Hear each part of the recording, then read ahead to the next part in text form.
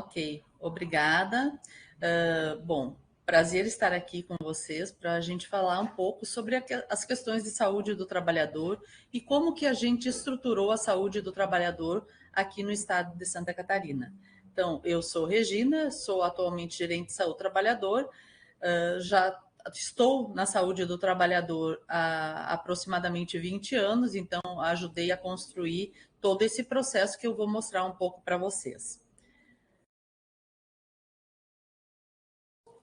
Então, para que a gente possa começar a conversar com vocês como que a gente estruturou esse processo dentro de Santa Catarina, é importante a gente trazer um pouco da base legal do que compete ao SUS com relação às questões de saúde do trabalhador. Então, é sempre importante lembrar que nós temos a Lei 8.080 e dentro dessa Lei 8.080 estão instituídas, então, as situações onde o campo de atuação está demonstrado. Esse campo de atuação do SUS, ele vai desde as questões de vigilância sanitária, epidemiológica e de saúde do trabalhador. Entendendo a saúde do trabalhador, para fins dessa lei, como um conjunto de atividades que se destina, através das ações de vigilância epidemiológica, sanitária, à promoção e proteção da saúde dos trabalhadores, assim como também visa a recuperação e reabilitação dos trabalhadores submetidos aos agravos advindos das condições de trabalho. Então, esse escopo da legislação, ele nos dá a base de que não só a assistência compete às ações de saúde do trabalhador, mas também as questões, dentro da vigilância em saúde, existe a competência de atuação do SUS em saúde do trabalhador.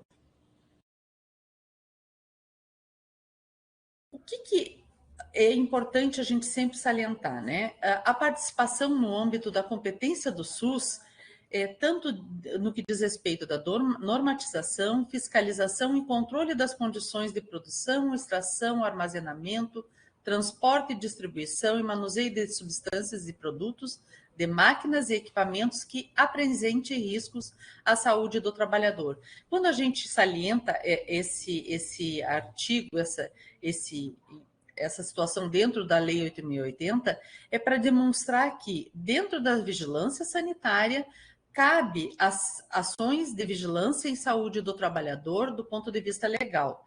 Então, cabe também às vigilâncias sanitárias dos municípios a realização das fiscalizações das situações de agravos dentro dos ambientes de processo de trabalho. A Política Nacional de Saúde do Trabalhador e da Trabalhadora, ela foi instituída através da Portaria 1823, lá em 2012. Essa portaria, ela define os princípios, as diretrizes e estratégias a serem observadas pelas 3 esferas de gestão do SUS, tanto para o desenvolvimento da atenção integral ao trabalhador, como também visa a promoção e proteção da saúde dos trabalhadores e a redução da morbimortalidade decorrente dos modelos e de desenvolvimento dos processos produtivos. Então, essa Política Nacional de Saúde do Trabalhador e da Trabalhadora, além de definir os princípios e diretrizes, dentro das estratégias está tanto a saúde a instituição da saúde do trabalhador e das ações de saúde do trabalhador, dentro da atenção primária à saúde, dentro da vigilância em saúde, tanto da vigilância sanitária, epidemiológica, como também da saúde ambiental. Então, todos essas entidades, esses gestores do SUS, eles têm, por obrigação, instituir ações que vão de encontro à questão da Política Nacional da Saúde do Trabalhador e da Trabalhadora. E quando a gente fala de trabalhadores, quem são os trabalhadores que a Política Nacional contempla? São todos os trabalhadores, independente do vínculo formal ou formal de trabalho, né? Então, são os trabalhadores formais, informais, público, privado, áreas urbanas e rurais, assalariados, autônomos, avulsos, temporários, cooperativados, aprendizes, estagiários, domésticos, desempregados ou aposentados. Então, os gestores municipais e estaduais de saúde, eles têm a competência de instituir ações que façam a promoção da saúde dessas pessoas que que estão contempladas na política, para que essas pessoas não adoeçam ou não tenham nenhum adoecimento relacionado aos riscos nos ambientes de trabalho.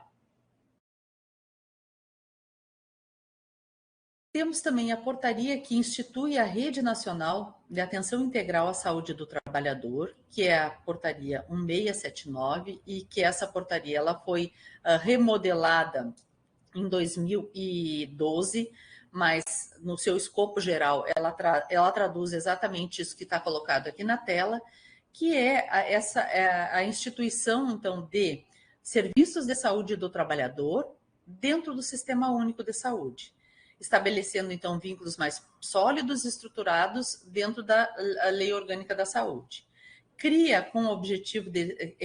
Ela é criada com o objetivo de disseminação das ações de saúde do trabalhador, articuladas com as demais instâncias do SUS.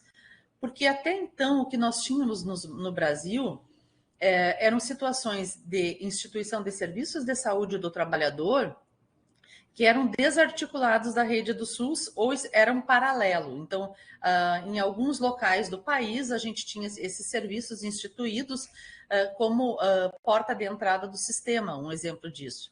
Então, essa portaria da RENASH, ela vem para consolidar e para readequar as situações em todo o país, tentando reorganizar essa questão para que esses serviços eles sejam articulados com o Sistema Único de Saúde em toda a rede do SUS. Então, ela cria essa Rede Nacional de Informação e Práticas de Saúde, organizada com o propósito de implementar essas ações, tanto assistenciais, de vigilância, prevenção e promoção da saúde, na perspectiva da saúde do trabalhador. E para realizar esses serviços dentro desses estados e municípios, ela então institui os Centros de Referência em Saúde do Trabalhador. Esses centros de referência também, a gente salienta bastante a importância de entender que esses centros de referências, eles devem ser compreendidos como polos irradiadores, assumindo a função como suporte técnico e científico para todas as questões relacionadas à saúde do trabalhador e da trabalhadora, e não como um trabalho de porta de entrada da rede. Então, esses serviços, esses centros de referências, eles têm a responsabilidade de assumir uma região ou assumir um estado e instituir algumas ações que já estão na política nacional em relação às questões de saúde do trabalhador e da trabalhadora nos seus territórios. A rede, ela tem as atividades que só fazem o sentido se forem articuladas com esses demais serviços do SUS, orientando e fornecendo essa retaguarda nas atividades práticas, de forma que os agravos de saúde relacionados ao trabalho possam ser atendidos em todos os níveis de atenção do SUS de forma integral e hierarquizada. Então, essa forma de organizar esses serviços, ela é fundamental para quê? Para que a gente tenha uma unidade no Brasil todo com relação àquilo que compete como ação a ser desenvolvida por esses centros de referência. Então, a RENASH ela vem para isso, para organizar isso, e também para incentivar financeiramente os estados e regiões desses estados para instituírem esses centros de referência com subsídio financeiro. Então, foi fundamental para que a gente tivesse, então, dentro do Estado brasileiro, esse incentivo financeiro, e que esse incentivo financeiro serviu, inclusive, para que nós, em Santa Catarina, fizéssemos, então, a instituição dessa rede aqui no Estado. A RENASH, como centros de referências distribuídos no país, a gente tem, então, essa visualização do mapa do Brasil, onde nós temos 26 serestes estaduais e um no Distrito Federal habilitado, 188 serestes regionais e municipais habilitados em todo o país e 215 serestes estão habilitados e em funcionamento em todo o país. E para que vocês entendam, então, como que a gente organizou a saúde do trabalhador, então, a partir da reforma administrativa de 2005, nós instituímos que a saúde do trabalhador ela é um setor que está ligado diretamente à Diretoria de Vigilância Epidemiológica, que está ligada à Superintendência de Vigilância em Saúde e que faz parte da Secretaria Estadual de Saúde. Então, esse organograma, ele nos serve para orientar todas as questões com relação àquilo que nos cabe enquanto vigilância em saúde do trabalhador aqui no estado de Santa Catarina. E aí, por que foi fundamental a gente instituir a saúde do trabalhador dentro da vigilância sanitária de Santa Catarina? A gente teve várias experiências em outros estados brasileiros para verificar qual seria o melhor locus para a gente instituir essa área. E a gente descobriu que vários estados brasileiros, a área de saúde do trabalhador estava mais ligada à assistência. E com isso dificultou bastante a questão com relação ao entrar no meio ambiente de trabalho e fazer a solicitação das modificações no meio ambiente de trabalho. Então, com isso, lá em 2002, quando veio esse incentivo financeiro através da portaria 1679 para Santa Catarina, e habilita, então, 3 centros de referência, nós instituímos que o melhor locus para que a gente pudesse atuar seria dentro da Diretoria de Vigilância Sanitária, e aí, com essa mudança administrativa, a gente tem um avanço que é onde se cria uma gerência de saúde do trabalhador dentro da vigilância sanitária, e digo para vocês que isso é uma coisa muito importante e que acaba sendo um diferencial bem positivo para Santa Catarina com relação ao resto do país. Quais seriam as competências, então, da gerência de saúde do trabalhador? Então, nós coordenamos e implementamos toda a política de saúde do trabalhador e da trabalhadora, assim como também os outros componentes da RENAST, que não são só os centros de referência, além de apoiar tecnicamente as regionais de saúde, os municípios, com relação a todas as ações que eles necessitam executar e que dependam da capacidade técnica que a gente pode auxiliar. Promovemos, então, ações de educação permanente e desenvolvemos estratégias de comunicação e informação em saúde do trabalhador, que nós vamos acabar apresentando aqui para vocês durante essa webconferência. Número de municípios por área de abrangência. Então, como é que a gente está dividido aqui no estado com relação aos serestes regionais? Nós temos 6 serestes dentro desses municípios que eu estou colocando para vocês e que são serestes regionais e que atendem uma abrangência de município com uma população economicamente ativa e ocupada. Então, nós temos Lages, que atende 18 municípios, onde a PO ela é coberta aí por aproximadamente 135.658 trabalhadores, e assim por diante. Então, temos Chapecó, com 76 municípios, Criciúma, 43 municípios, Joinville atende uma área de abrangência de 16 municípios, Florianópolis, 22 municípios e Blumenau atende 53 municípios. Esses fazem cobertura de sereste regional, têm cobertura de sereste regional e estão habilitados para trabalhar regionalmente também, recebendo incentivo financeiro do governo federal. Porém, nós tivemos aí há uns 4 anos atrás a situação de que Florianópolis está ali com asterisco, porque Florianópolis pediu, o município de Florianópolis pediu o descredenciamento desse centro de referência, e o Estado, então, desde 2020, assume esse centro de referência de Florianópolis de forma regionalizada, mas com a coordenação estadual. Além desses que estão habilitados, nós temos regiões que não têm cobertura de sereste regional com incentivo financeiro do Ministério da Saúde.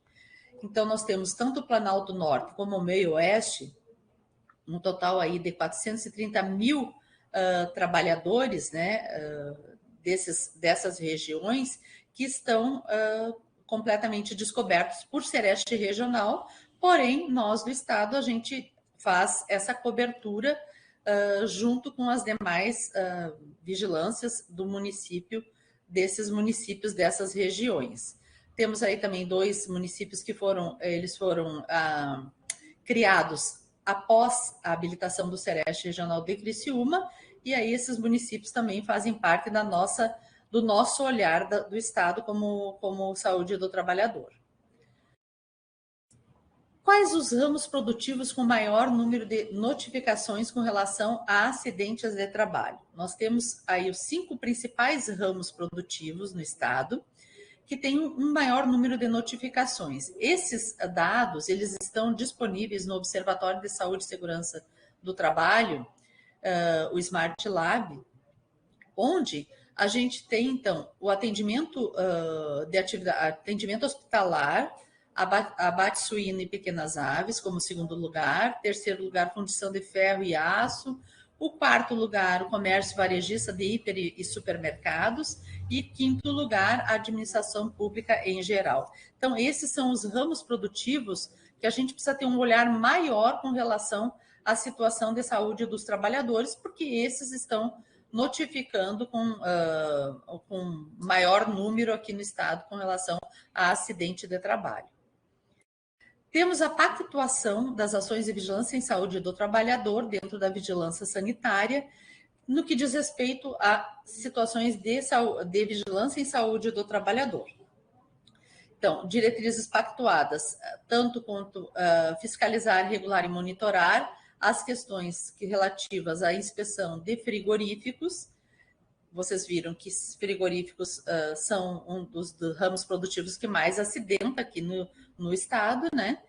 Então, nós temos Blumenau, Chapecó, Lages, Criciúma e Joinville, que são sedes de Serestes. Esses são responsáveis, então, por realizar essas inspeções e inserir dentro do sistema de saúde do trabalhador os roteiros de inspeção, essas inspeções, para que a gente possa fazer o monitoramento de todos os agravos de saúde do trabalhador nesse ramo específico.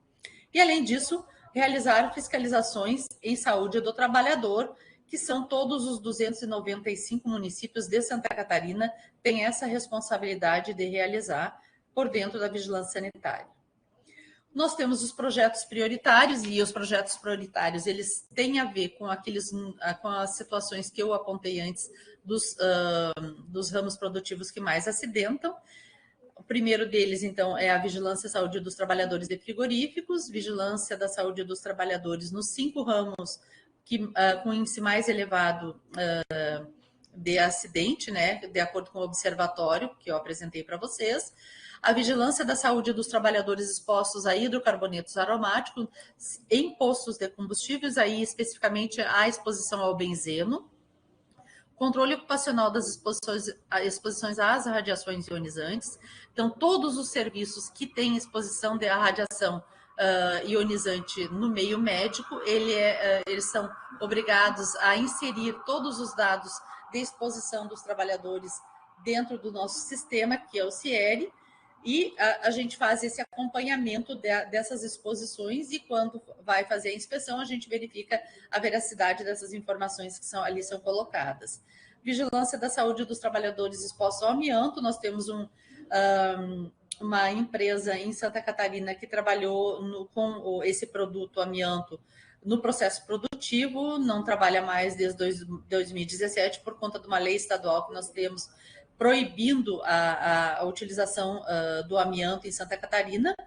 E esses trabalhadores, eles precisam ser monitorados com relação à sua saúde durante 30 anos, mesmo após a sua última exposição, e é de competência de obrigatoriedade da empresa fazer esse monitoramento, e a gente acompanha, então, todos esses dados através do sistema Data Amianto, onde a gente ajudou a construir esse sistema. Esse sistema é um sistema nacional que está em fase de testes, e nós, enquanto saúde do trabalhador, a gente ajudou a criar esse módulo especificamente relacionado ao monitoramento dos expostos. Estamos em desenvolvimento desse sistema aqui em Santa Catarina também. E a vigilância epidemiológica em saúde do trabalhador, que eu não vou me alongar, porque as colegas também vão falar um pouco sobre essa questão. Então, esse é um dado do Smart Lab, e esse dado é o que eu apresentei lá, né, para vocês. Esse é o segundo setor econômico com maior número de comunicação de acidente de trabalho registrado aqui em Santa Catarina, e eu vou pegar ele para fazer um exemplo daquilo que a gente trabalha aqui enquanto saúde trabalhador, referente a essa situação especificamente com relação aos dados. Nós temos, então, o sistema, o Sistra, ele tem todos os dados com relação à saúde do trabalhador, tanto de postos de combustíveis, como também do setor de frigoríficos, e ele foi muito utilizado durante, principalmente, a pandemia de Covid, e aí eu mostro algumas ações que a gente fez em frigoríficos, e frigoríficos foi o único ramo produtivo que não parou durante a pandemia, e foi um dos que mais setores, né, que mais teve adoecimento com relação à exposição à Covid de trabalhadores. Então, a gente fez todo o acompanhamento das testagens desses estabelecimentos, desses trabalhadores desses estabelecimentos, tudo que cabia à vigilância sanitária, a gente executou durante o processo da pandemia aqui no estado, e foi muito importante essa nossa atuação com relação a isso, porque aí extrapola um pouco essas questões de saúde do trabalhador e vão para a parte da vigilância sanitária como um todo, porque tanto a questão da manutenção das amostras coletadas, como também com relação ao procedimento de coleta da amostra, aos testes que eram utilizados, se eram registrados na Agência Nacional de Vigilância Sanitária, como que era como que era o transporte dessa coleta de amostra de exames. Então, tudo isso a gente verificava e já atuava especificamente na hora para que a gente tivesse o teste com a maior fidedignidade possível e tivesse os dados relativos à exposição desses trabalhadores dentro desses frigoríficos com relação à Covid. Aqui, então, são os dados que nós temos dentro do sistema Sistra.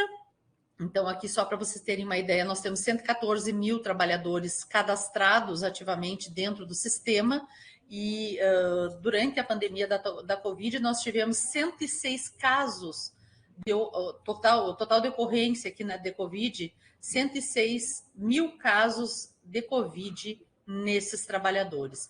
Então, é um número muito grande, e por isso que a gente dedicou bastante tempo durante a pandemia para trabalhar especificamente esse grupo de trabalhadores.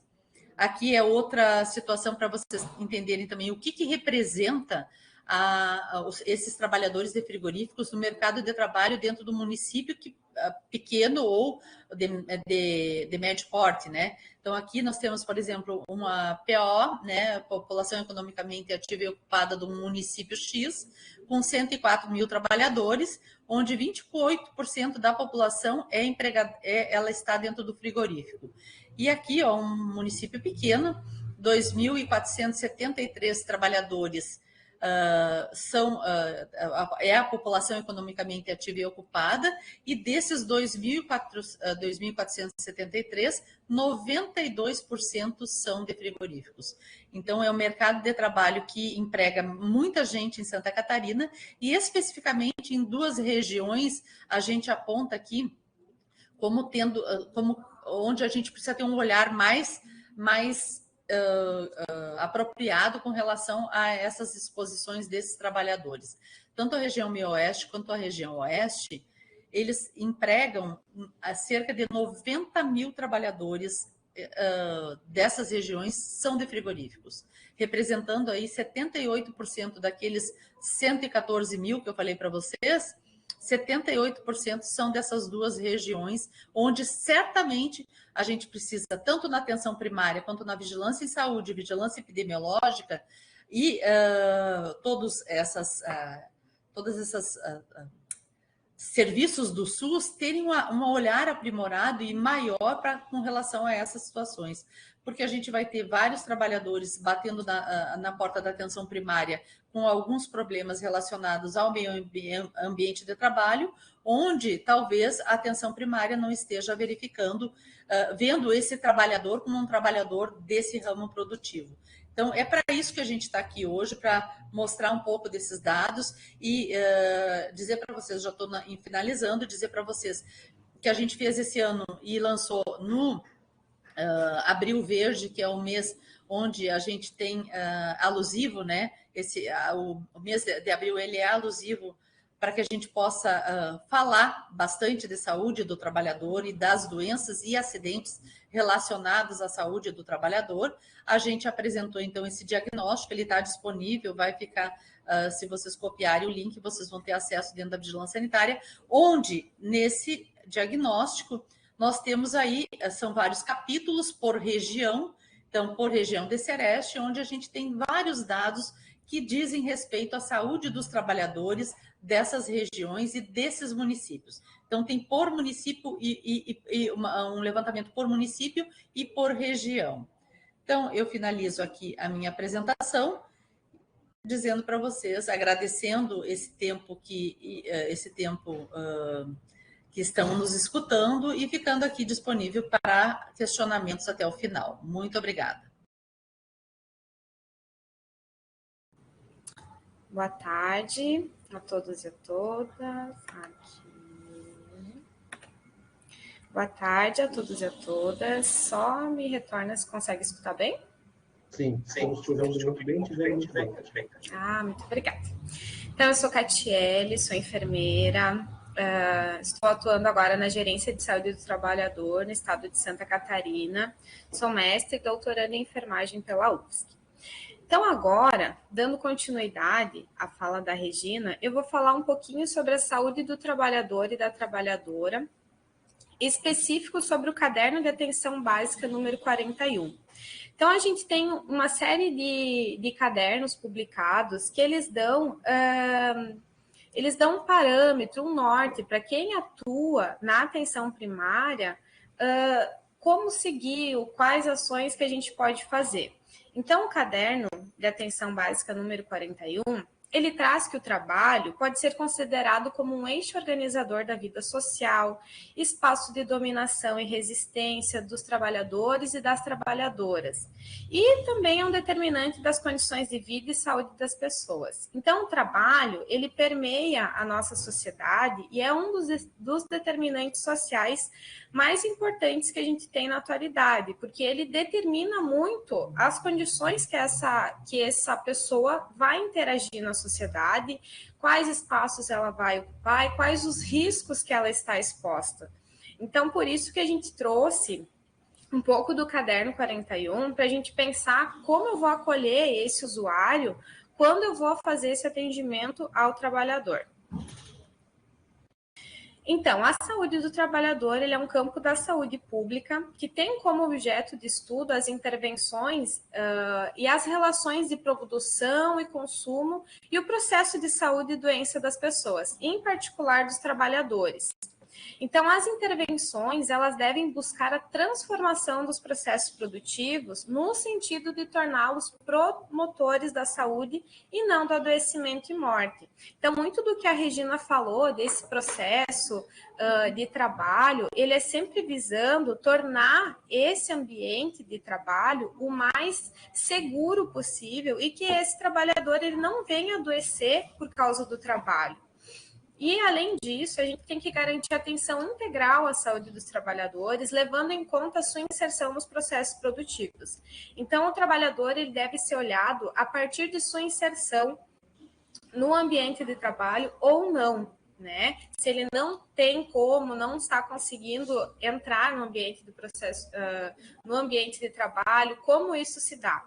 Então, a gente trouxe isso para a gente começar a refletir e pensar quem a gente está atendendo, se a gente está conseguindo identificar esse usuário como um trabalhador e se nós mesmos, da área da saúde, enfim, da vigilância, se a gente consegue se ver enquanto um trabalhador.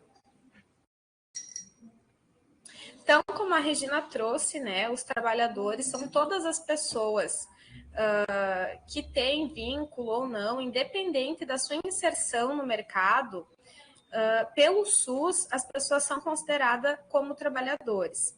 Então, muitas vezes a gente, aqui, né, no processo de trabalho, de matriciamento, a gente recebe esse questionamento, assim, se a pessoa não tem vínculo, né, não tem a carteira assinada, eu vou considerar ele um trabalhador ou não? Ou ele faz um mês que está em contrato de experiência, eu posso notificar no SINAM? Devo notificar? Não devo? Então, para o SUS, todas as pessoas com vínculo formal ou não, público ou privado, assalariado, autônomo, avulso, temporário, aprendiz, estagiário, doméstico e aposentado e desempregado também, a gente vai considerar essa pessoa como um trabalhador. Então, a gente tem a organização das ações de saúde do trabalhador em 3 eixos, que é a promoção de saúde, a assistência e a vigilância. A promoção de saúde é muito no sentido de a gente não ver apenas o trabalho como algo produtor de sofrimento, como adoecimento e morte, mas também a gente incentivar esse trabalhador, empoderar e fortalecer a autonomia na luta por condições dignas de trabalho. Então, muito dos avanços que teve em relação à organização do trabalho, em relação às questões trabalhistas, se deu por a luta, né, dos próprios trabalhadores. Então, a articulação política e prática intersetorial, ela deve ser estimulada, especialmente aqueles com potencial para promover o controle e intervenção sobre os determinantes de saúde, e a participação em processos regulatórios e na produção conjunta de normas protetivas, entre outras. Então, os trabalhadores, eles vão participar dessa promoção, né, de saúde no seu ambiente e no seu processo de trabalho. Assistência à saúde. Então, em diferentes locais ocorre assistência à saúde a esse usuário, né? A atenção primária, ela é a porta de entrada. Então, aí a gente vai ter uma grande atenção, né, para os trabalhadores.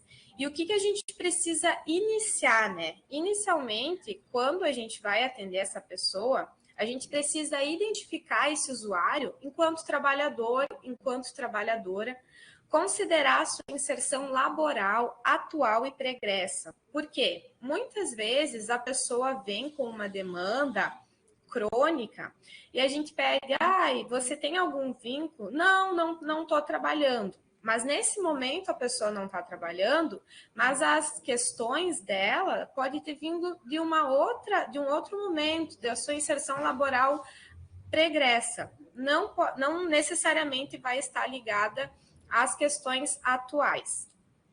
E isso a gente precisa fazer para estabelecer a relação entre o trabalho e o processo de saúde e doença, para fazer um diagnóstico correto, definir adequadamente um plano terapêutico, incluir reabilitação física, psicossocial.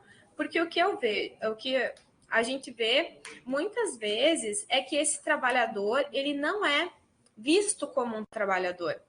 Ele é acolhido na sua demanda e muitas vezes de maneira pontual.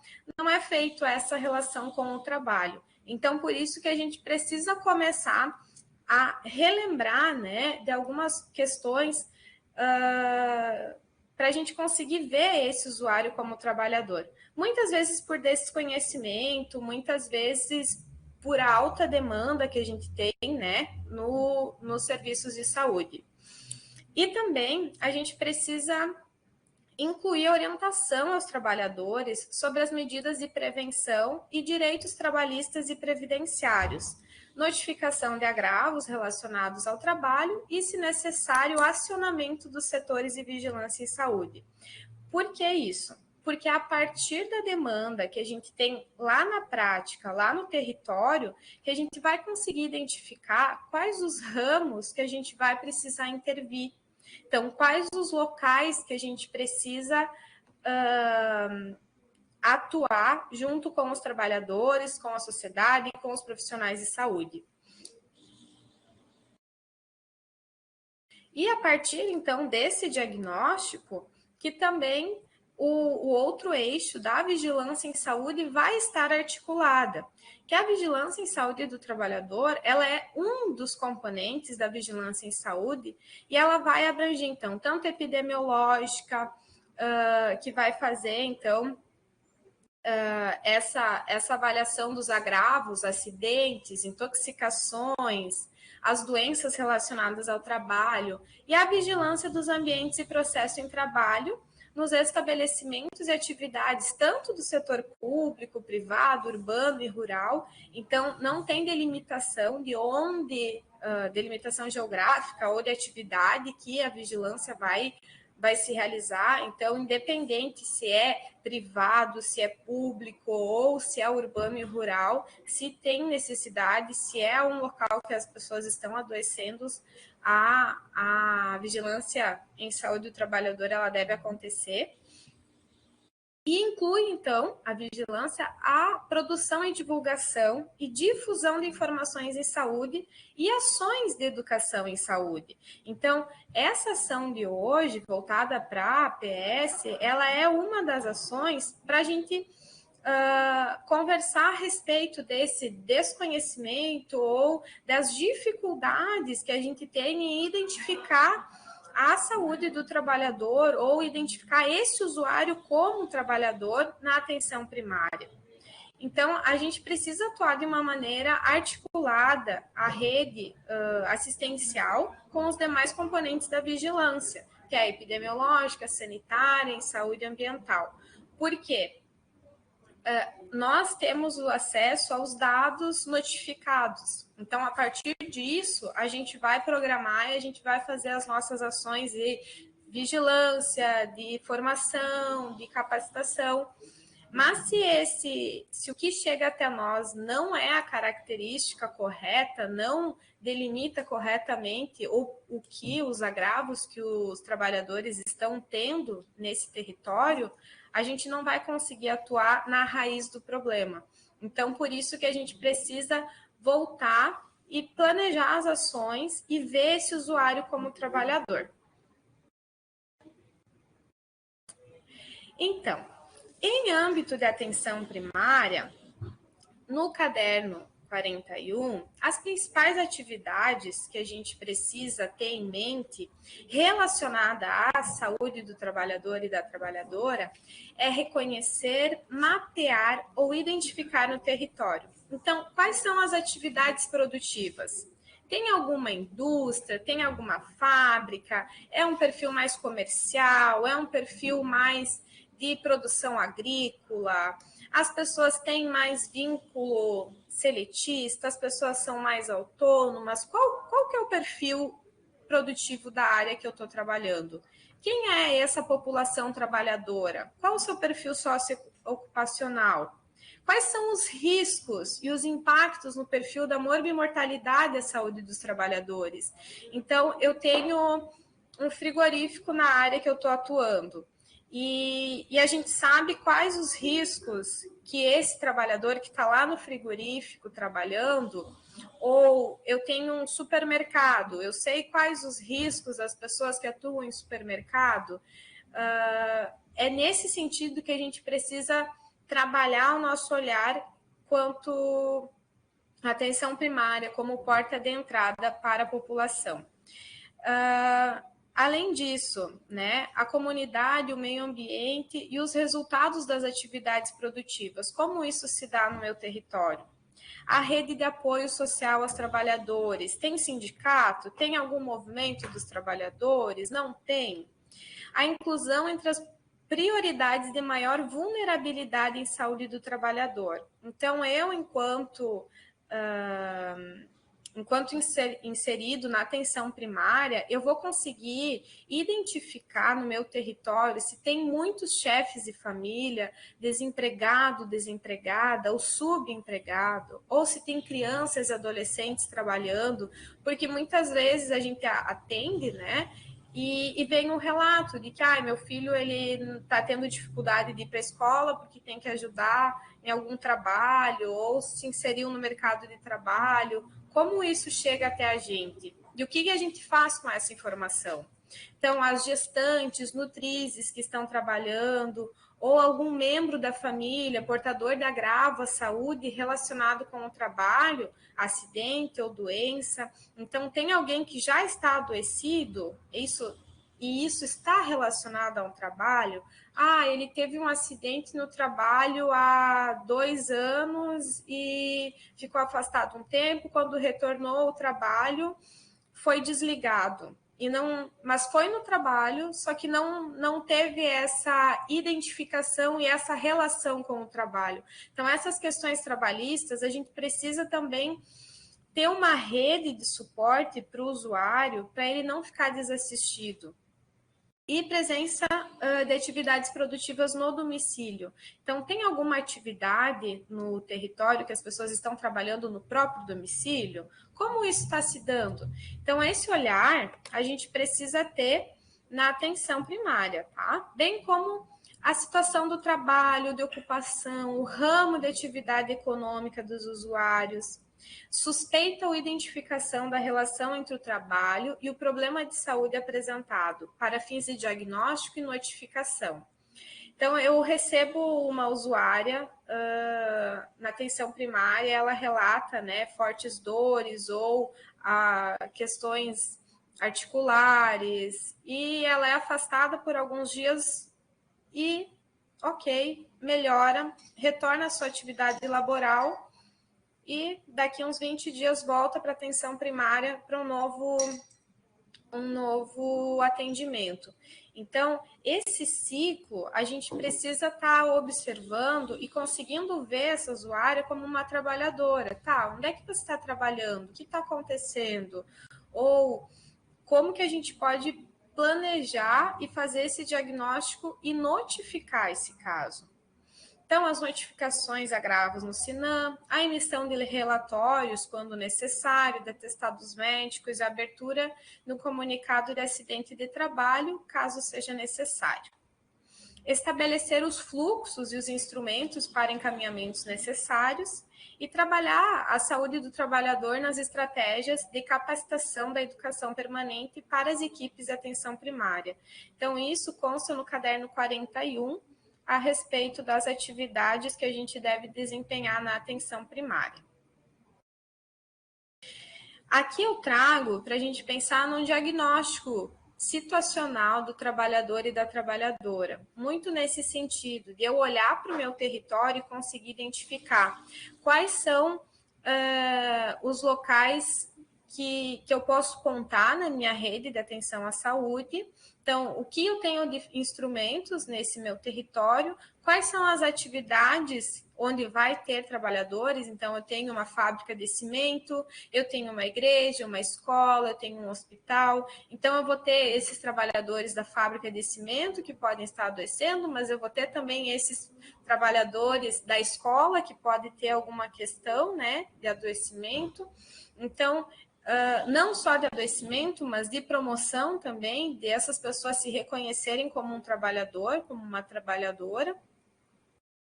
E eu consigo agir, né, a fazer, então, a partir desse meu diagnóstico, as ações tanto de promoção de saúde, de assistência e de vigilância. Então, que são os 3 eixos que a gente trabalha na saúde do trabalhador. E os riscos, então? Os riscos, será que a gente sabe reconhecer os riscos que o trabalhador está exposto?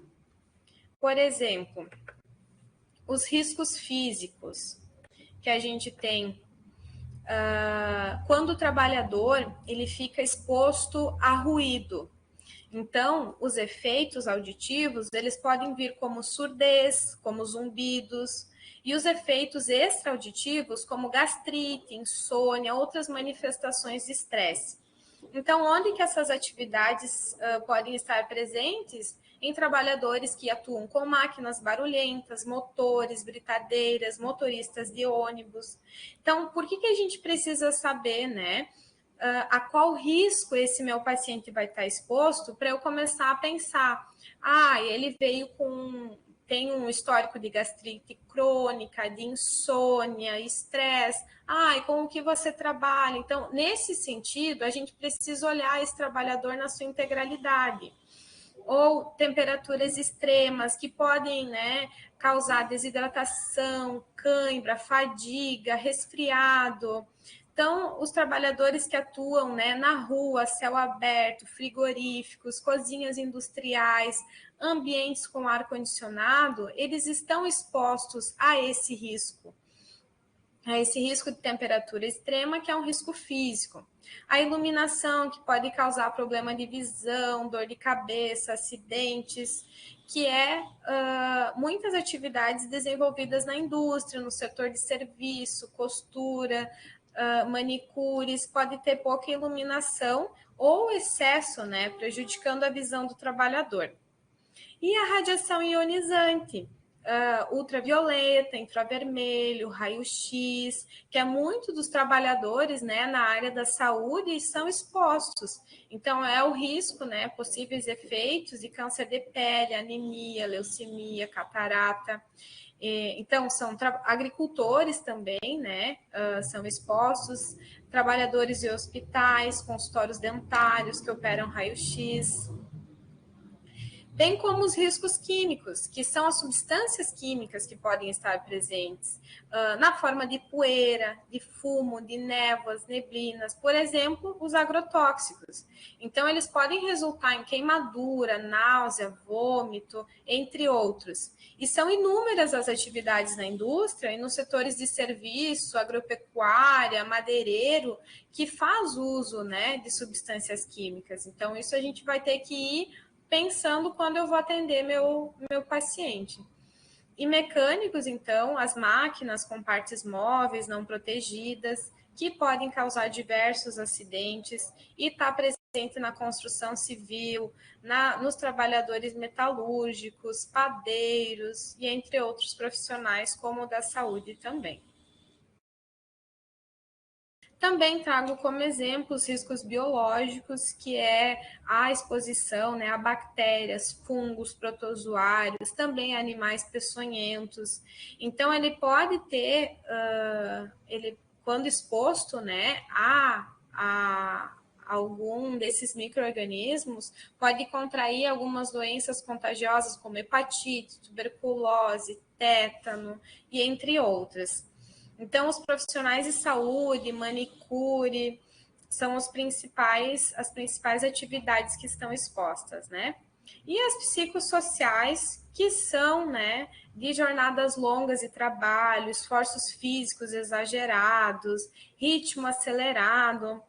Então, isso pode causar doenças osteomusculares relacionadas ao trabalho, que são as DORTs, problema, né, na coluna, dores musculares, articulares. Então, são os trabalhadores da linha de montagem, trabalhadores em teleatendimento, com vínculo precário. A gente viu também uma grande discussão sobre o adoecimento em situações extremas, como a pandemia. Então, esses momentos a gente consegue visualizar o trabalhador com mais ênfase, né? Porque durante a pandemia todos, né, os trabalhadores da área da saúde foram expostos a alta demanda de trabalho, a um trabalho com altos níveis de estresse. Então, qual é o resultado disso na saúde do trabalhador? Então, quando eu vou atender, né, essa pessoa que demandou alguma questão, o que eu devo perguntar para ele, né? Então, como que eu vou fazer esse diagnóstico? Como que eu vou conseguir identificar essas questões? Então, é importante a gente questionar essa pessoa, o que você faz, em que você trabalha, qual a atividade de trabalho atual, há quanto tempo está nessa atividade e ocupação, em que local, tipo de empresa ou atividade econômica, como você realiza os trabalhos, qual produto, matéria-prima, o instrumento que utiliza. Então, eu preciso saber com o que ele manuseia, o que ele está exposto, como são as condições de trabalho, a que tipo de risco, perigo você está exposto no seu local de trabalho. Se a pessoa está satisfeita, não está? O que está incomodando na atividade? Você acha que seu problema de saúde tem relação com o seu trabalho? Isso é uma questão muito importante, sim, porque ninguém melhor para saber se adoeceu com relação ao trabalho ou não do que a pessoa que está vivendo isso. Então, a gente precisa ouvir a pessoa. Você acha que esse problema tem relação? Porque às vezes ela vai dizer, não, isso eu me machuquei, ou essas questões foram fora do trabalho, isso não tem, no meu trabalho sou satisfeito, não tem nenhuma questão nesse momento. Você conhece outros trabalhadores com queixas ou adoecimento semelhante entre os seus colegas? E isso é muito importante. Então, eu vim procurar, né, demandar alguma questão, mas isso meu grupo, né, meus pares também estão com esse mesmo problema. Então, a gente precisa registrar isso para a gente conseguir desenvolver ações de prevenção. E fazer esse histórico é importante porque a gente pode identificar os possíveis riscos e perigos envolvidos no trabalho, a gente faz um diagnóstico correto e define um plano terapêutico. Informa esse trabalhador sobre as causas, evolução do adoecimento e orienta quanto à prevenção. E orientar o trabalhador quanto aos seus direitos, né? Porque hoje a gente tem muitos desafios quanto a isso, e principalmente quanto a não relacionar o adoecimento no trabalho com o trabalho, né? Então, isso as pessoas, os trabalhadores, eles precisam ter esse empoderamento quanto aos seus direitos, né? E desencadeei, então, ações da vigilância epidemiológica, da vigilância sanitária, de modo articulado, então, para a gente conseguir intervir nesse processo de trabalho. Então, a gente precisa assegurar a esse usuário o acompanhamento, né? Então, se ele foi afastado, esse retorno, se foi algum acidente, a gente precisa cuidar dessa pessoa, se precisa de curativo, medicação, reabilitação, entre outros. Esse acompanhamento de maneira integral. Orientar, então, os trabalhadores quanto às questões, né, de emissão de CAT, de notificação, de relação com o trabalho ou não, fazer a notificação no SINAM, que depois a gente vai falar um pouquinho mais específico sobre isso, como vai retornar e se reinserir no trabalho, e principalmente a visita domiciliar a esses indivíduos, que é um instrumento fundamental e que vai auxiliar a gente a identificar os riscos e a realidade desse meu paciente, desse trabalhador que está adoecido. E após, então, eu reconheci que essa pessoa tem um sofrimento, tem uma doença e agravo relacionado ao trabalho, né? A gente precisa, então, acolher essa pessoa, fazer, então, esse projeto terapêutico singular ou o acompanhamento, vincular, né, com ele. E caso seja identificada a relação do adoecimento com o trabalho, a gente precisa notificar. E essa notificação é o que vai embasar as ações da vigilância. Então, a gente precisa olhar uma das ações que também vai embasar as ações de vigilância, é esse diagnóstico, do que as pessoas estão adoecendo, onde que a gente precisa agir, quais são os maiores desafios desse território. Então, a partir disso, a gente vai seguir falando um pouco das notificações, com a minha colega Bárbara. Eu agradeço a atenção e depois estou aberta a questionamentos.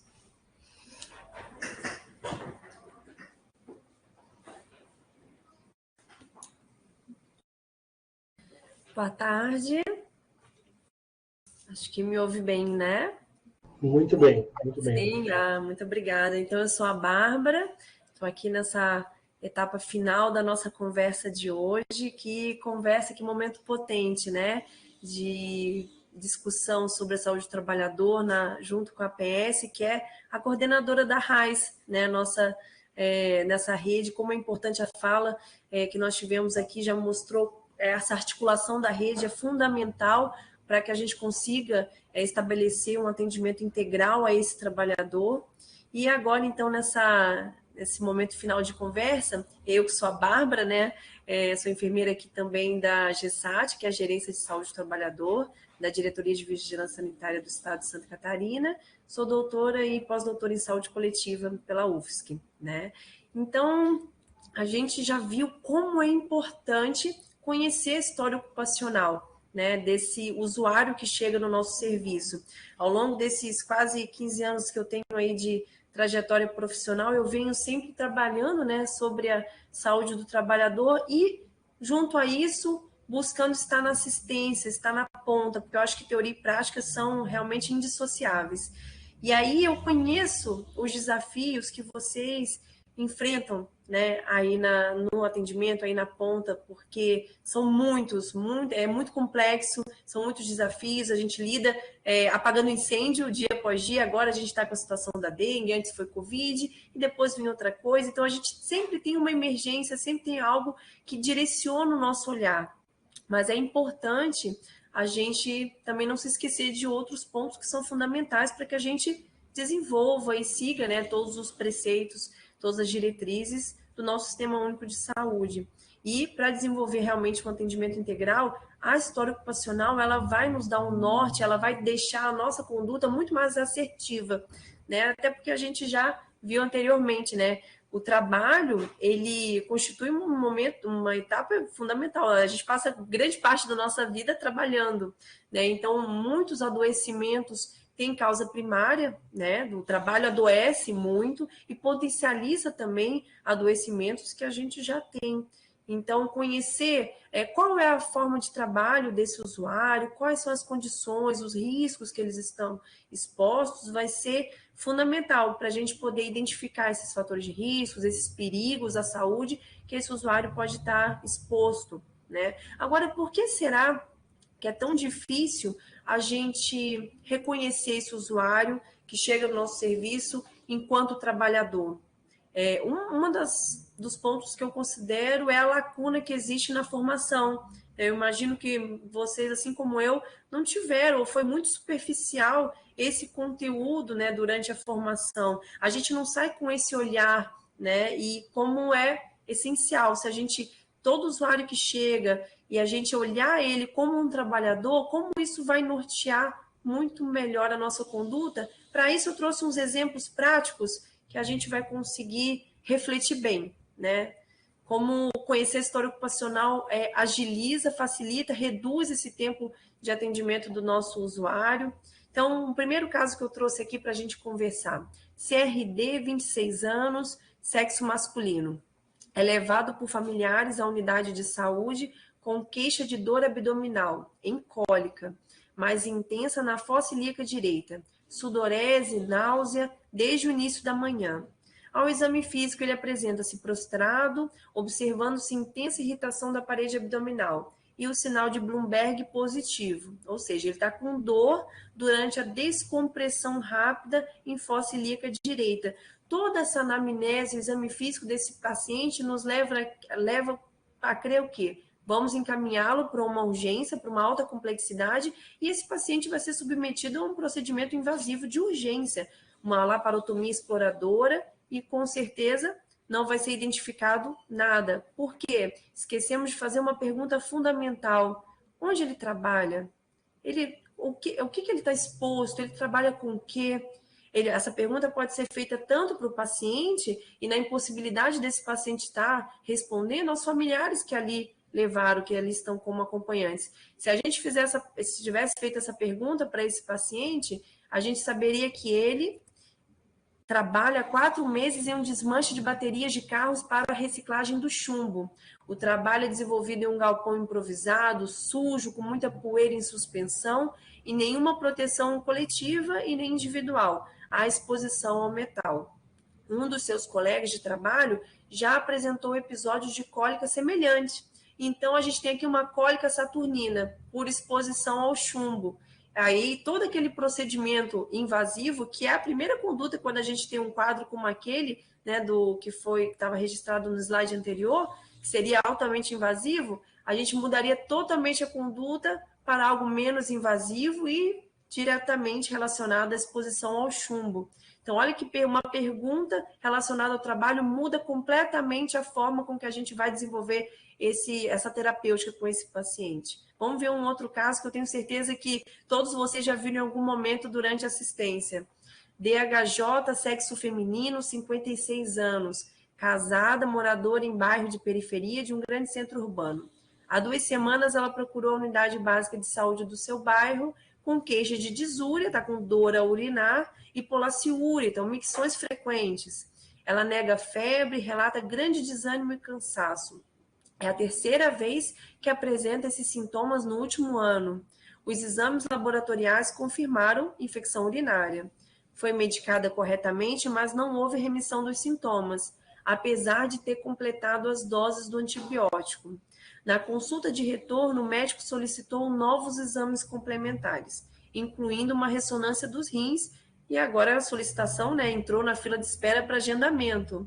Então, olha o quadro dessa paciente, que já está aí há 1 ano, tratando, tendo mudança, então, seguindo o protocolo padrão, né? Aumenta a ingesta hídrica, orienta aí mais vezes ao banheiro, vamos buscar um antibiótico sensível, mas está tendo recorrência, o que está acontecendo que esse caso não se resolve?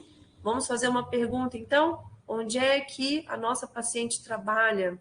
Ela trabalha como caixa de uma grande rede de supermercado há 1 ano e é forçada a permanecer por longas horas sentada no posto de trabalho, forte regulação dos tempos e intervalos, inclusive para ir ao banheiro.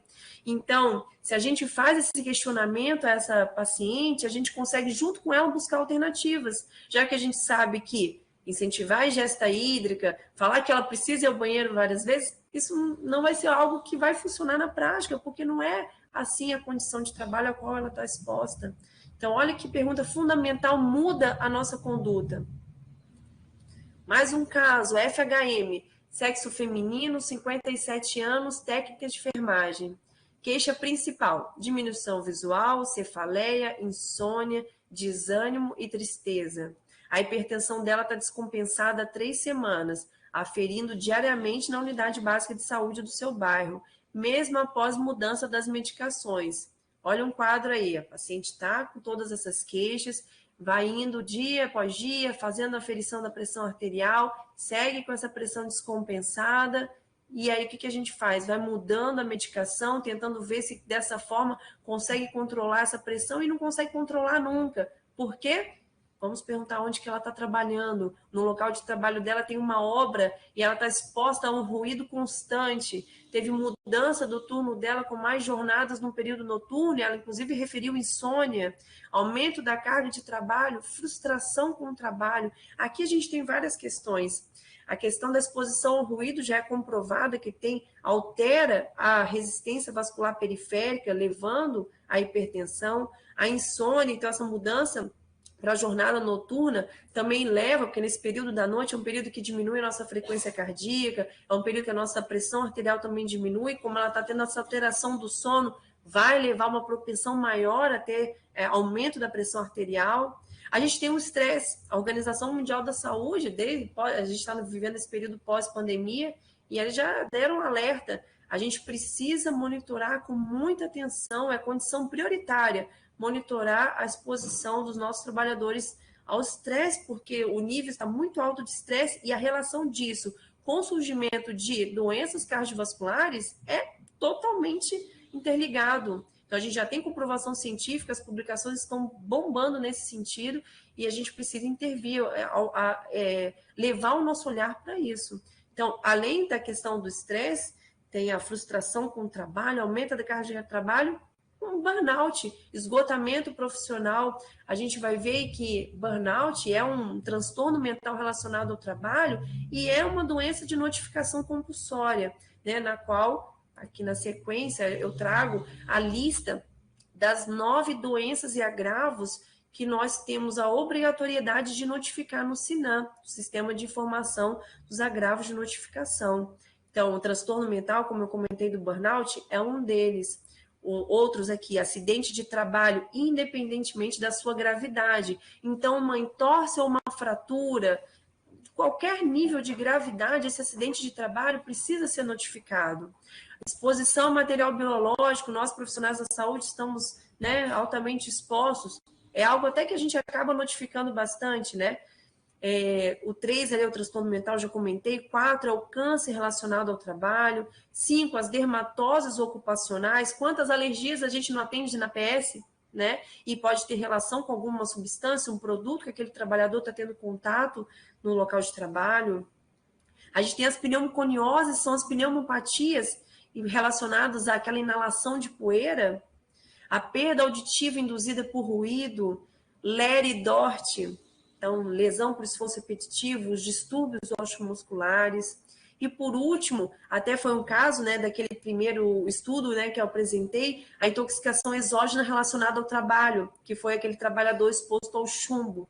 Então, essas 9 doenças e agravos são situações que nós precisamos notificar, assim como notificamos dengue, né?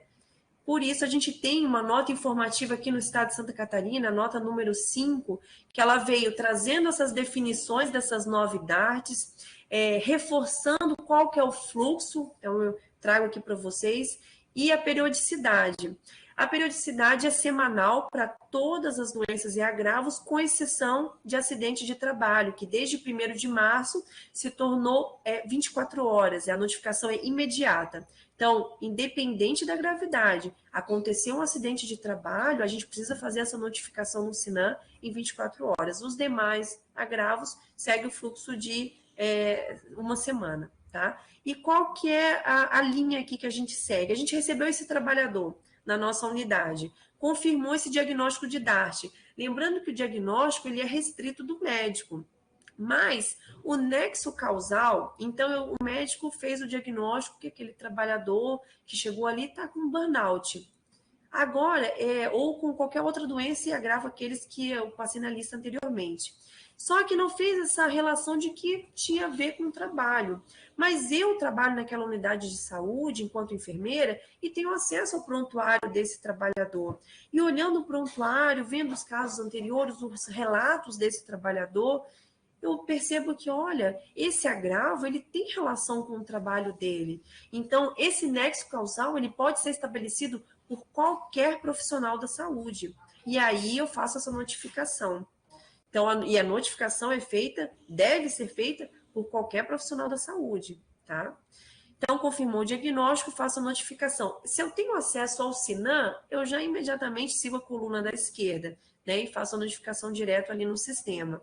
Essa notificação, ela chega na vigilância epidemiológica do município, depois vai para o estado, depois vai para o nível federal. Quando eu não tenho acesso ao SINAM diretamente, também é feito encaminhando para a vigilância epidemiológica do município, mas pode ser pela via editável, né, por e-mail, ou pode ser pela via impressa. Aí cada município tem a sua conduta, né? Uma coisa interessante é que muitas pessoas perguntam, né? Muitos profissionais têm essa dúvida.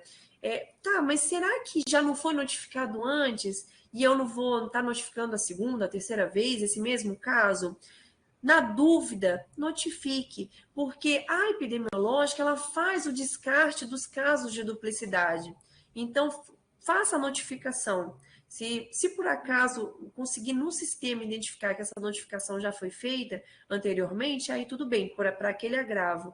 Mas se não, faça a notificação, porque a epidemiológica ela desenvolve essa outra etapa.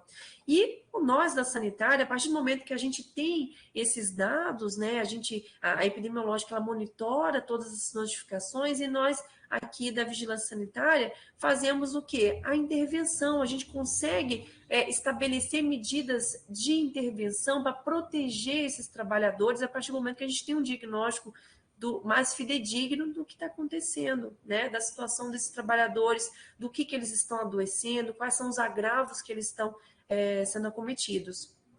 Por isso que é tão importante estarmos todos assim juntos na rede, trabalhando nesse sentido, para poder realmente esse dado aparecer. Porque a gente vai ver agora na sequência que esses dados não estão aparecendo. E Santa Catarina enfrenta um cenário agudo de subnotificação.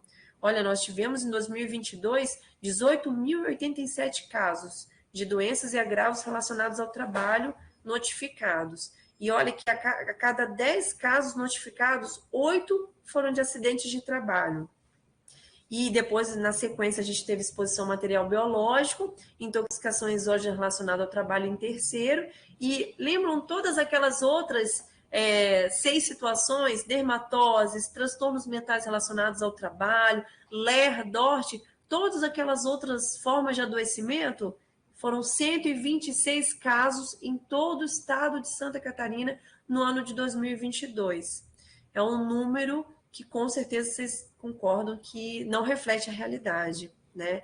Aqui embaixo a gente tem um comparativo entre a quantidade de CATs, que são as comunicações de acidente de trabalho, e a quantidade de notificações ali de acidente de trabalho no SINAM, né? Essas que nós, profissionais da saúde, realizamos ali na ponta. E lembrando o que a gente já conversou aqui anteriormente, né? O SINAM, ele engloba tudo. Então, quando a gente recebe o trabalhador autônomo, que tem vínculo, que não tem vínculo, qualquer forma de trabalho, independente do vínculo que esse trabalhador tenha, ele entra aqui nessa notificação, diferente da CAT, né? Que é restrita para o trabalhador que tem um vínculo formal. E olha só o que a gente tem aqui. A gente tem praticamente 4 vezes mais CATs emitidas do que notificações de acidente de trabalho no SINAM. Então, não estamos notificando, né? Esse número do SINAM deveria ser muito maior, já que engloba um quantitativo de pessoas, de trabalhadores, muito maior, né? A gente já sabe que no Brasil, praticamente metade da população economicamente ativa e ocupada trabalha no vínculo informal, né? Aqui em Santa Catarina, né, a gente já foi mencionada a divisão que nós temos em Serestes. Eu vou só pontuar que em 2022, então, nós tivemos 50 municípios silenciosos que não notificaram nenhuma doença, nenhum agravo relacionado ao trabalho. E se a gente for pensar nos municípios que notificaram menos de 3 DARTs durante um ano, a gente tem mais 94. Então, dos 295 municípios, metade não notifica, não olha esse usuário que chega no atendimento como um trabalhador, e não identifica que aquele adoecimento tem relação com o trabalho e não finaliza fazendo essa notificação no sistema que a gente tem, que é o SINAM, né? Aqui, a página do SINAM, a gente encontra na página do SINAM as fichas de notificação, ali na letra D, que é DRT, doença relacionada ao trabalho. Então, tem as 8 fichas ali na letra D e na letra I de intoxicação exógena. Porque a ficha de intoxicação exógena ela é a geral, e no caso a gente só filtra quando tem um preenchimento do campo, se não me engano é o número 56, quando ele pergunta se tem relação com o trabalho. Aí ali a gente marca se sim ou não, né? Lá no SINAM a gente encontra também, além da ficha, vários documentos que nos auxiliam, né? Dicionário de dados, instruções de como fazer esse preenchimento. Eu tenho aqui um exemplo aqui, ó, do transtorno mental. Então, toda a ficha no cabeçalho vai ter a descrição do caso, né? E aí depois ela vem esse título do agravo, já vem o CID preenchido. Então, esse aqui é o de transtorno mental relacionado ao trabalho. A título de curiosidade, Florianópolis, a gente não teve nenhuma notificação de transtorno mental em 2022, né, relacionado ao trabalho. Então, que eu tenho certeza que vocês têm alguém que vocês conhecem que já tiveram ou estão passando por alguma situação. A gente tem ansiedade, depressão, burnout, e estima-se que em mais uns 5 anos, depressão vai ser o primeiro motivo de afastamento pelo INSS, né, porque está subindo o número de casos assim exponencialmente. Aqui um outro exemplo da ficha, né, de acidente de trabalho. Então, não é mais acidente de trabalho grave, é acidente de trabalho independente da sua gravidade. Só para frisar isso com vocês, aqui a característica da ficha igual à anterior. Tá? Ali o campo ocupação é um campo obrigatório de preenchimento, e é muito importante que a gente preencha ele, porque é obrigatório, a gente precisa preencher com alguma coisa. Vai ter todas as ocupações e tem no ignorado. Então, aqui até que a gente, na Grande Florianópolis, a gente tem um preenchimento bem importante, e a nível de estado também, mais de 90% das fichas são preenchidas com alguma ocupação, e é importante que a gente continue assim, porque isso nos traz um cenário mais fidedigno, né? A gente tem alguns outros pontos, atividade econômica, que são muito importantes para poder direcionar as nossas ações, como eu já mencionei aqui com vocês, né? Informações complementares, então uma descrição do caso, a gente pode colocar aqui, é bem importante isso aqui, principalmente para a epidemiológica, quando eles vão fazer a investigação, eles sempre olham essa parte da descrição e ajudam na hora que eles têm que fazer uma busca ativa, retornar o contato a esse usuário. Então, utilize esse espaço, que é muito importante. E a gente falou de doenças e agravos relacionados ao trabalho, e tem outras questões que não são bem, né, não são de notificação relacionada ao trabalho, mas são agravos de notificação compulsória. Olha um exemplo, a leptospirose. A gente pegou os dados de leptospirose de 2022 e percebemos que 2/3 dos casos tinham relação com o trabalho. Ali, o campo 70 e 71, a gente marca se o local de infecção foi em qual foi o local, e tem o campo trabalho, e o 71 se é relacionado ao trabalho sim ou não. Então, olha, um agravo que não está na lista das 9 DARTs, né, de doenças e agravos relacionados ao trabalho, porém, em grande parte, aqui em Santa Catarina, as pessoas que acabaram diagnosticando leptospirose tiveram a sua exposição no local de trabalho. Então, quantos agravos e doenças nós temos que pode estar acontecendo essa exposição no local de trabalho? A gente tem um manual de doenças ocupacionais do Ministério da Saúde, que é muito importante que nós, profissionais da saúde, nos apropriemos desse conteúdo, porque lá a gente tem os capítulos com os principais CIDs de cada um dos adoecimentos. A gente comentou da hipertensão. Hipertensão não é algo que a gente notifica, mas olha como é que a hipertensão pode estar sendo causada por uma questão relacionada ao trabalho, ou então uma paciente que já tem um quadro de hipertensão pode estar agravando, pode estar descompensando por conta da sua condição ali no ambiente de trabalho. Então, a nossa conversa hoje foi nesse sentido de sensibilizar. A gente produziu também para poder auxiliar, né, no mapeamento do território, de quais são as questões de saúde mais prevalentes, né, em cada território. A gente desenvolveu também esses infográficos em cada macro-região. Então, a gente tem aqui, né, os infográficos que mostram o quantitativo ali que a gente tem de notificações, quais são os ramos produtivos que mais se acidentaram, o que levou mais a óbito, né, os municípios que apresentaram o maior número de óbitos. Então, a gente produziu esses infográficos, a gente tem aqui os 6, as nossas referências. Agora a gente vai abrir para perguntas e respostas, estamos à disposição.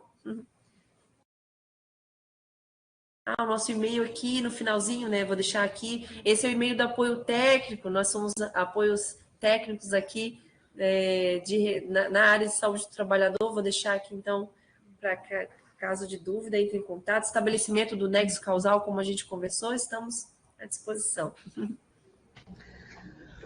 Maravilha. Regina, Catiele e Bárbara, assim, eu fiquei muito feliz com o nosso web seminário. Assim, particularmente, para mim, fez muito sentido. Eu estou com um monte de anotação, de um monte de coisa que eu quero conversar com vocês.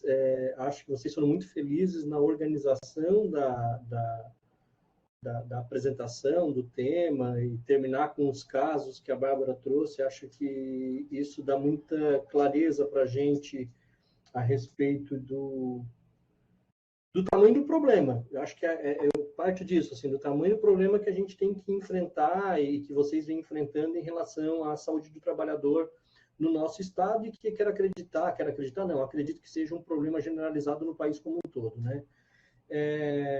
Bem, eu tenho várias questões aqui para abordar com vocês, mas eu vou partir da pergunta que a Sirione fez aqui no nosso chat. Ela coloca o seguinte: vemos muitos pacientes chegarem já com quadros críticos de doenças laborais e não vejo a notificação dessas doenças nas unidades básicas de saúde e nos hospitais.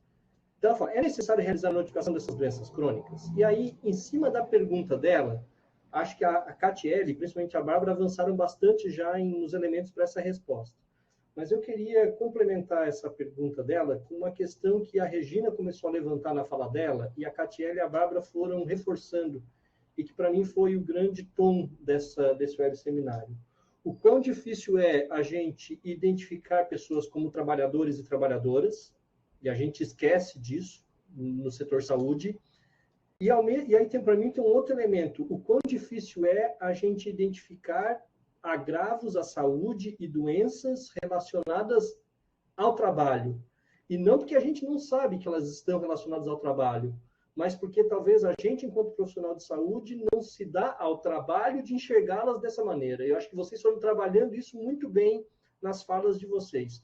E aí, as doenças crônicas, e eu fiquei pensando muito nas questões de saúde mental, que a Bárbara trouxe agora mais ao final, elas me parecem como um grande grupo de agravos à saúde, de problemas de saúde que trabalhadores e trabalhadoras sofrem no país todo, mas aqui vamos trazer para o nosso local aqui, que é Santa Catarina, e que eu acredito realmente que a maioria dos profissionais de saúde, quando se deparam com essas situações, elas não identificam ou não se preocupam em identificar isso como um problema relacionado à saúde do trabalhador e não fazem a notificação, não dão nenhum tipo de encaminhamento relacionado a esse sentido. E aí, bem, eu vou deixar essa pergunta para vocês, para que também vocês... Eu queria ouvir mais de vocês sobre isso, assim, o que significa essa dificuldade... Porque, para mim, isso é um processo de construção histórica ou de desconstrução histórica, essa dificuldade que a gente tem de reconhecer o usuário do serviço de saúde como um trabalhador, né? E identificar os agravos de saúde dele como agravos gerados pelo seu trabalho, né?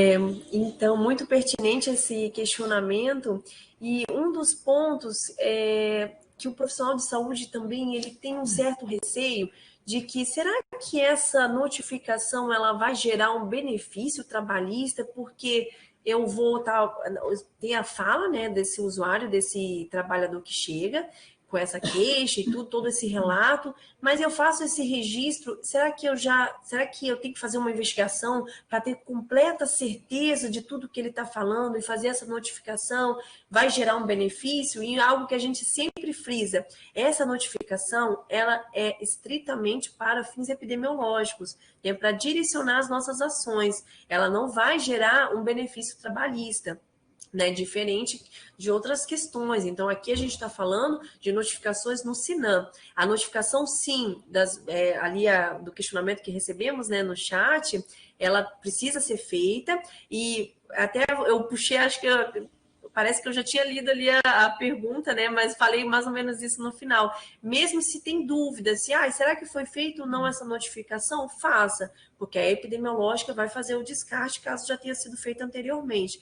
Mas chegando uma dessas doenças e agravos de notificação compulsória é importante, e o profissional de saúde, ele deve sim fazer essa notificação, tá? Ele abre todo esse processo que aí a investigação ela é finalizada pela a vigilância epidemiológica de cada município.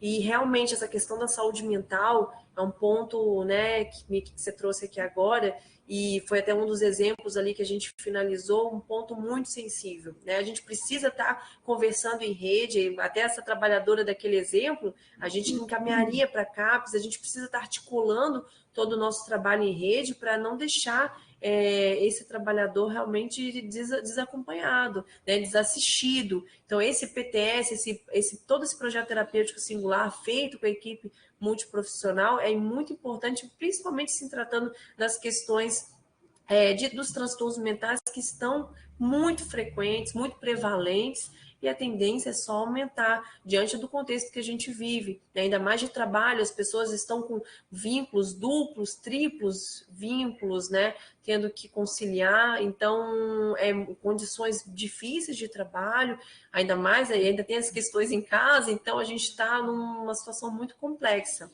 né? Assim, deixa eu só falar uma coisa. Deixa a Cristiane, quer fazer uma complementação?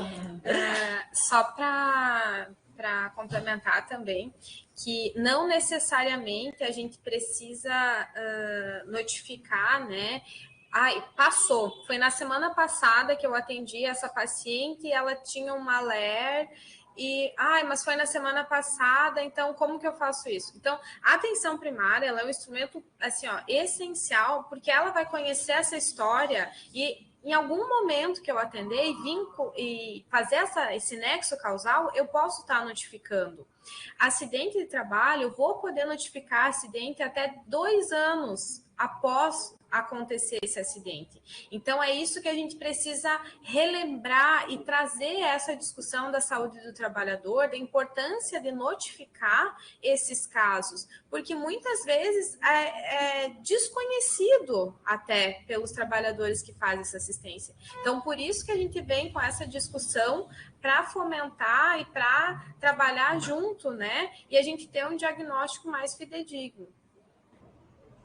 Complementando, então, o que as colegas colocaram, uma das dificuldades, e essa dificuldade é muito grande, é as graduações, elas estão acontecendo, né, em vários, tanto no público como no privado, porém, quando a gente verifica a grade curricular com relação às questões de saúde do trabalhador, são míseras, né? Então são assim, se a gente for pensar no curso de medicina ou no curso de enfermagem mesmo, quanto essa grade curricular ela contempla as questões de saúde do trabalhador?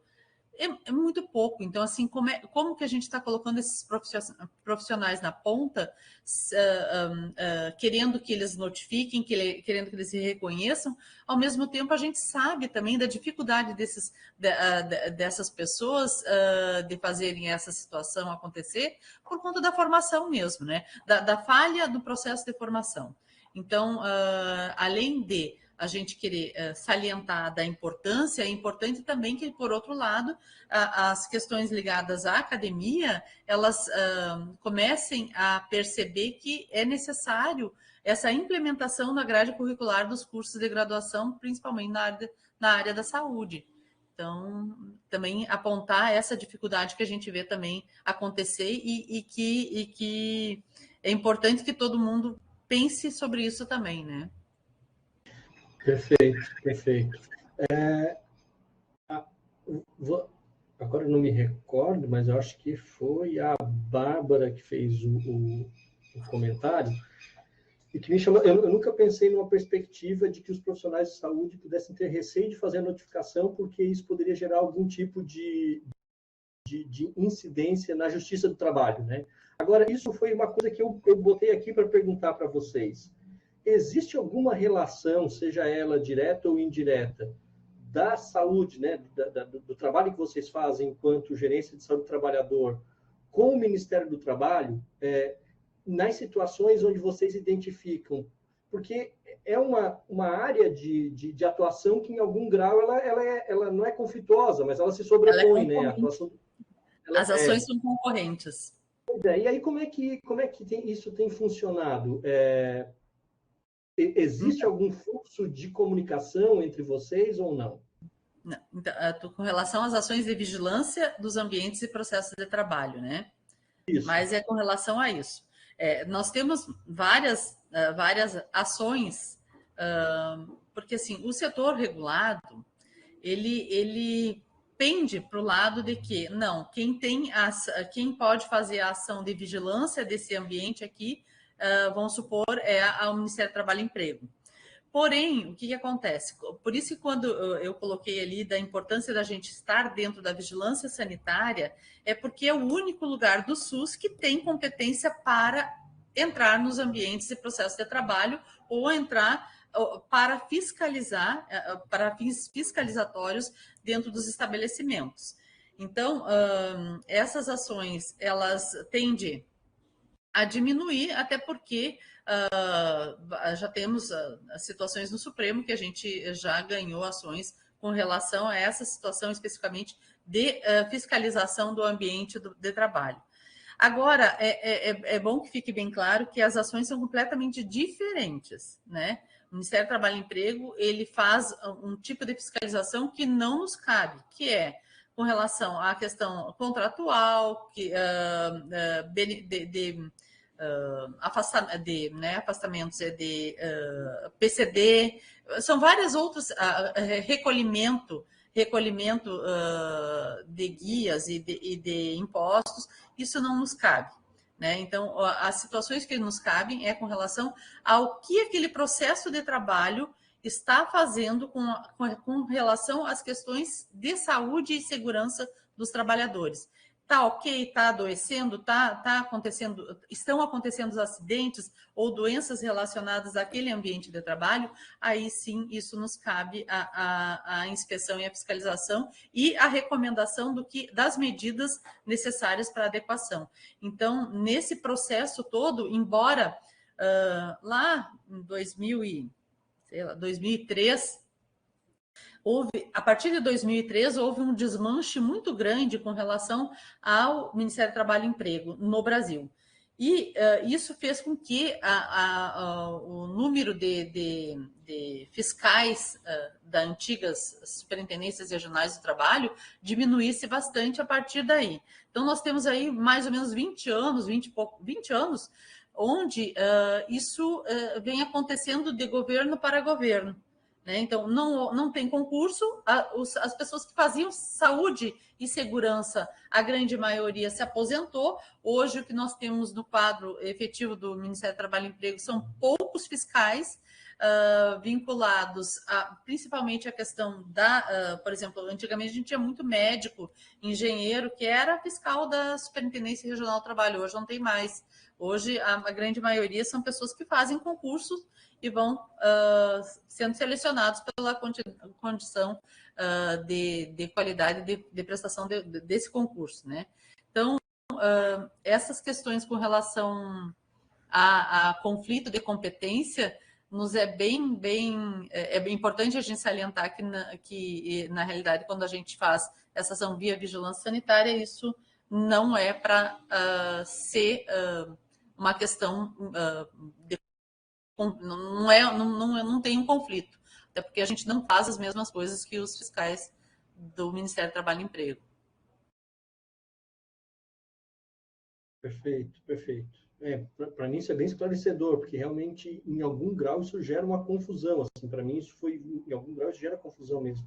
E aí, Regina, achei muito pertinente também a tua fala lá no início sobre aonde colocar a saúde do trabalhador no organograma, né? E achei muito assertiva a decisão de vocês de localizá-la dentro da vigilância sanitária. Se eu entendi direito, isso não é uma realidade, isso não é uma realidade do Brasil. Então, não. Isso é uma decisão aqui dentro do Estado. Nos outros estados, como que isso tem acontecido? O pessoal tem seguido a mesma lógica ou não? Então, a partir de alguns anos para cá, a gente vê o crescimento dessa vontade de instituir essa saúde do trabalhador, a vigilância em saúde do trabalhador, dentro da vigilância em saúde. Mas a realidade do país é muito diversa, né? E para que isso aconteça, tem que ter incentivo político para que isso aconteça, né?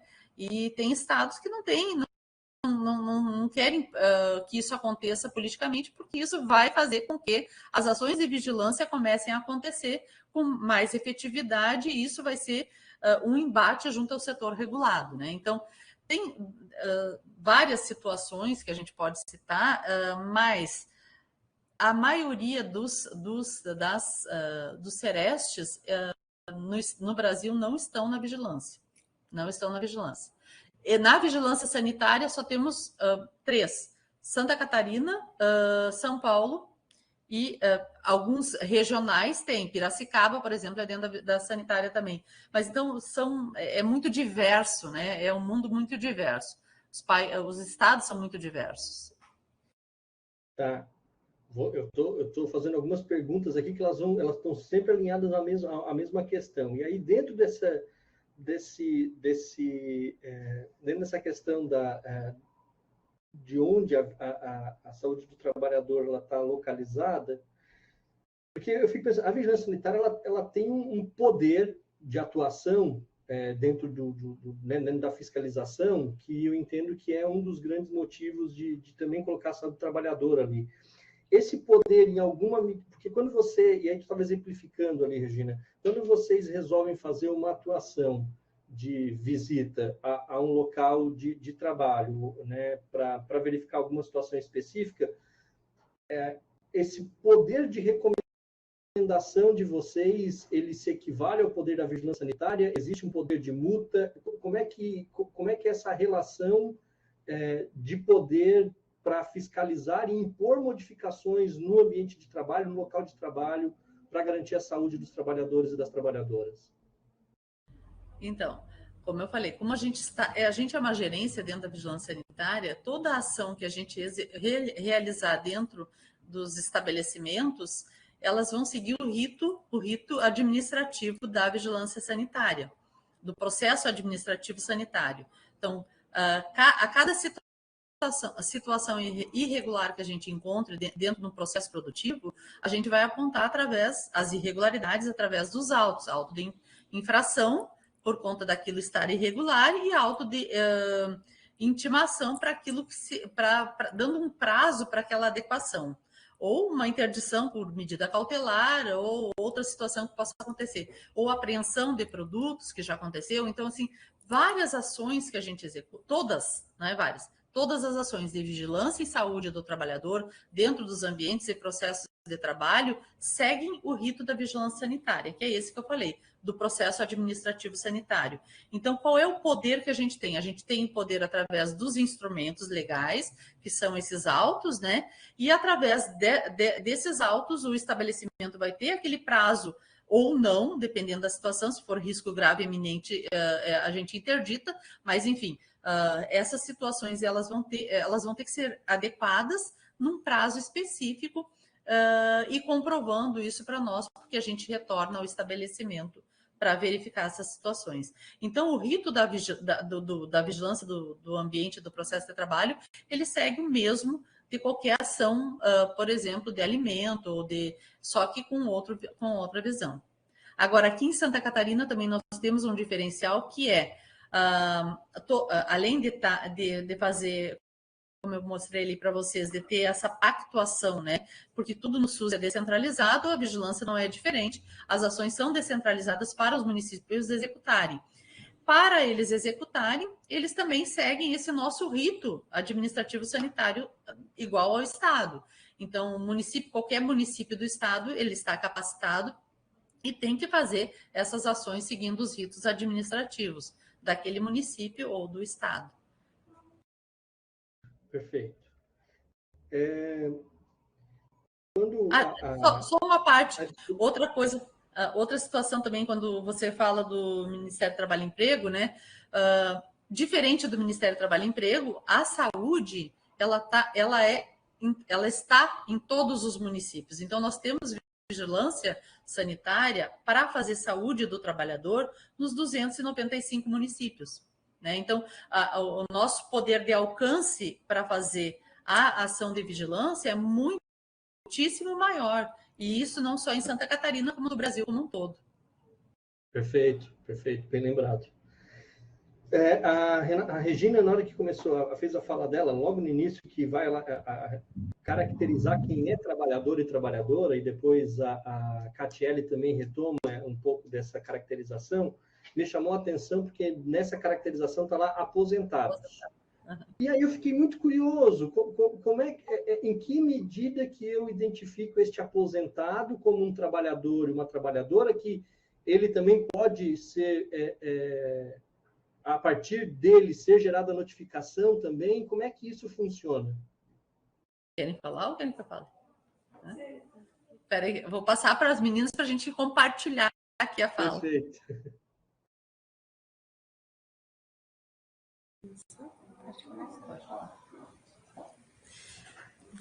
Então, nós vimos que esse adoecimento, né, dependendo aí de qual é o adoecimento, qual foi o risco que esse trabalhador ao longo da vida foi exposto, isso pode levar anos até se manifestar. Então, é muito importante, a gente sempre reforça isso, né?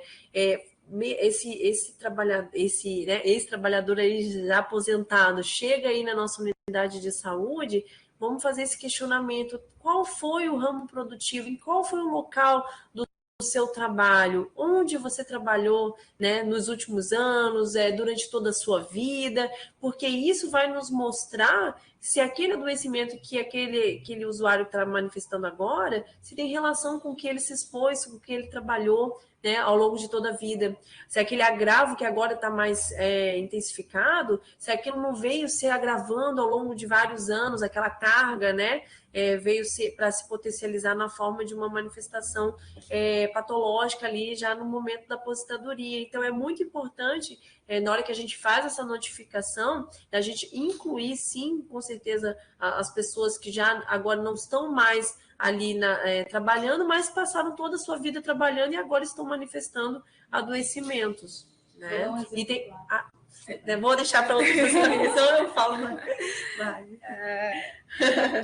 Não, muito no sentido de a gente conseguir ver a história pregressa do paciente para a gente conseguir interferir e fazer atividades de promoção, porque aí eu vou ter essa pessoa que não está mais atuando, né? Mas eu consigo ver a história pregressa dela e consigo atuar em quem ainda está nesse ramo produtivo ou desempenhando essa função. Então, por isso que o SUS vê também aposentados como trabalhadores. Vou dar um exemplo. Deixa eu só fechar aqui. Vou dar um exemplo bem prático com relação a essa situação específica. Se a gente for ver, vamos pensar um trabalhador que foi exposto ao amianto. O período de latência da doença é em torno de 30 anos, 30 a 40 anos. Então, nesse período, ele pode ter trabalhado um mês nesse estabelecimento que utilizava o amianto no processo produtivo e ele ter detectado a doença, que pode ser uma asbestose, pode ser um mesotelioma, né, do pulmão ou pericárdio, daqui a 30 anos. E provavelmente ele já vai estar aposentado. E aí, se a gente pegar e fazer um levantamento em cima dessas pessoas que tiveram, e assim, o mesotelioma, ele é 99% relacionado à exposição com o asbesto.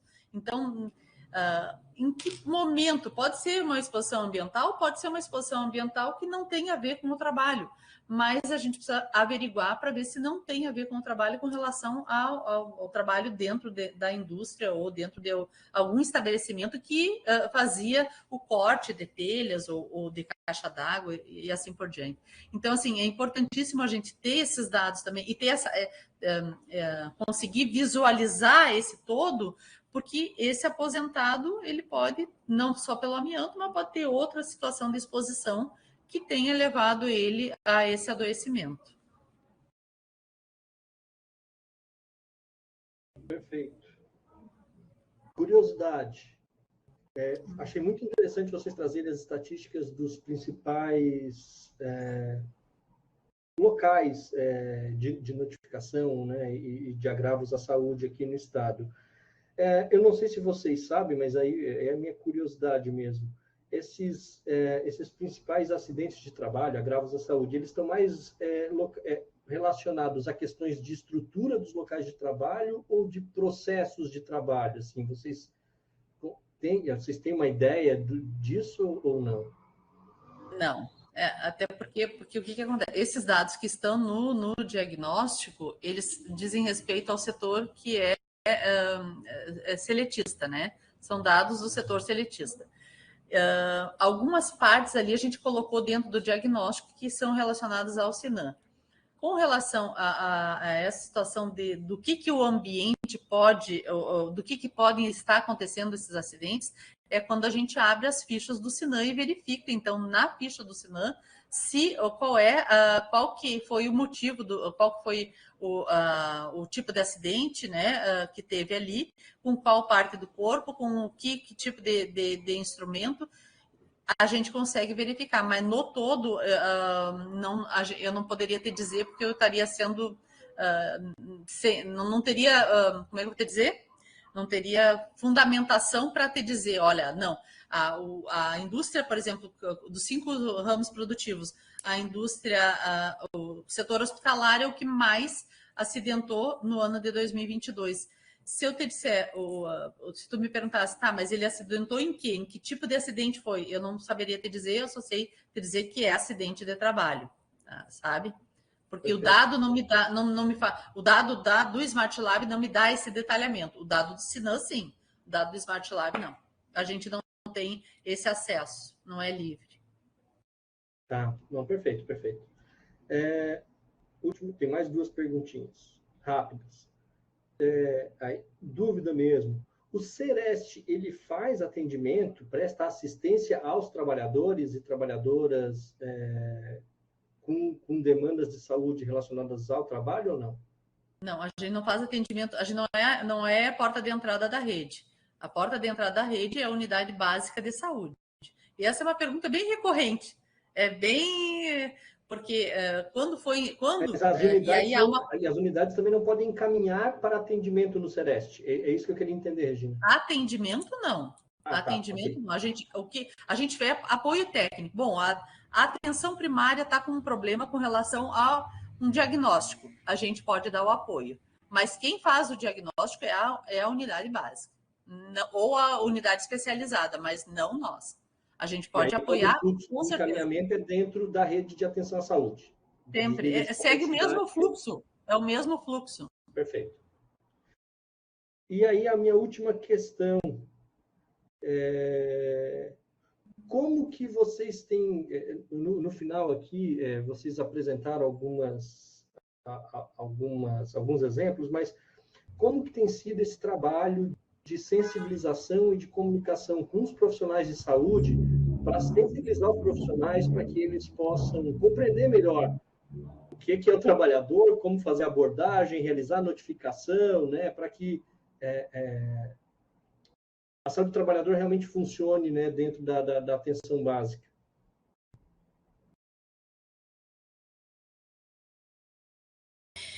Então, aqui no estado a gente começou com capacitações e sensibilização do território. A gente tem um apoio técnico para cada região. Então, a gente começou com os núcleos, né, hospitalares e vigilância epidemiológica. Fomos até alguns municípios, principalmente com foco, né, nos municípios silenciosos. O Ministério Público do Trabalho também é um parceiro, a gente fez algumas audiências públicas em conjunto, então, para sensibilizar e para mostrar esse cenário. Então, a gente fez também o diagnóstico de situação, então, para apresentar dos 295 municípios, como cada um tem se comportado, enfim, em relação à saúde do trabalhador. Fizemos esse material, né, de cada área para informar. Então, olha só, a gente tem 9 doenças, tem regiões que notificaram 1 ou 2 casos nos últimos 10 anos. Então, onde que está o problema? Vocês estão precisando de apoio? Então, a gente está indo atrás dos municípios também, colocando essa disponibilidade para trocar e para sensibilizar e para relembrar, né, essas 9 doenças que devem ser notificadas, como notificar, quem pode, o fluxo. Então, a nota informativa também é um instrumento para estar auxiliando quem está lá na ponta a fazer essa notificação.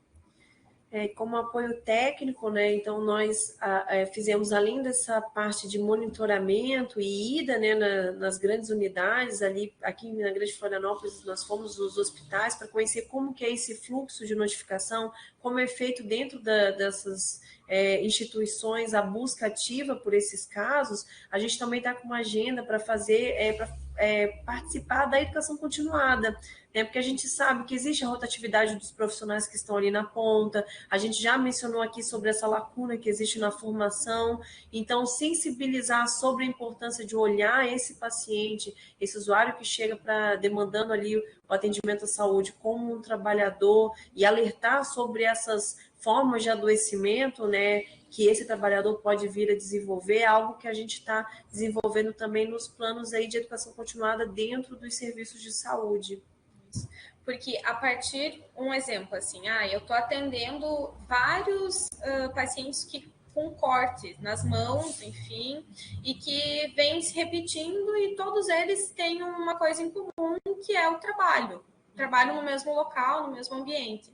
Então, se eu não notifico, a gente não vai ter como chegar nesse ambiente. Então, a partir da notificação, a gente vai monitorar e ver, olha só, tal local está apresentando corte, laceração, enfim, acidente de trabalho, né? Então, recorrente. Então, a gente vai lá e faz uma ação e vê que é uma determinada máquina que não tem a proteção correta, ou não tem a disponibilidade de EPI de maneira correta aos trabalhadores, e a gente consegue fazer essa ação, né, para melhorar esse processo, esse ambiente de trabalho. Então, por isso que a gente está fazendo essa sensibilização, para a gente ter esse diagnóstico e esse olhar ao usuário enquanto trabalhador.